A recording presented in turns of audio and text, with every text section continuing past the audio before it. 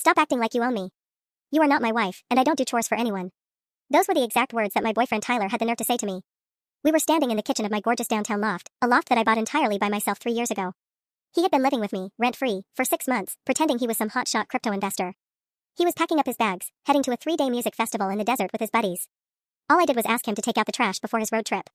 Instead of just doing it, he laughed, looked at his friends, and dropped that little gem. His friends chuckled, giving each other those obnoxious, sidelong glances, looking at me like I was some nagging mom ruining their vibe. Normally, I would have snapped back. I would have started a massive fight right there in the kitchen. But instead, this wave of absolute, crystal clear calm just washed over me. I looked at his smug, entitled face, and I just smiled. You know what, Tyler? I said, keeping my voice super sweet.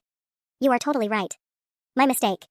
He smirked, grabbed his overpriced sunglasses, and walked out. The absolute second his ride disappeared down the street, I got to work. First, I called a smart home technician. Within 2 hours, the front door had a brand new biometric lock. Then, the purge began.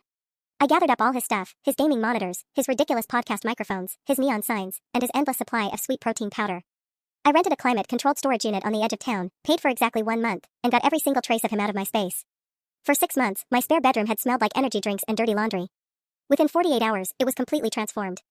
I had it professionally painted a soothing sage green, brought in a massive velvet reading chair, and started fostering a sweet golden retriever mix named Daisy. Sunday night, right around midnight, my doorbell app buzzed. I opened it up on my phone, and there was Tyler, covered in desert dust, sunburned, and looking absolutely exhausted, aggressively punching his old code into the keypad. He hit the doorbell over and over again. I didn't answer. I watched him on the camera while Daisy slept at my feet. He started yelling about his stuff and how he lives here, loud enough that my upstairs neighbor peeked out. I waited, then used the speaker. Tyler, I said, you were right. I don't own you. And you don't do chores for anyone. That includes paying rent. His face went blank before the anger hit. He screamed that I couldn't do this, that he had rights, that half the furniture was his. None of it was. Every receipt was in my name.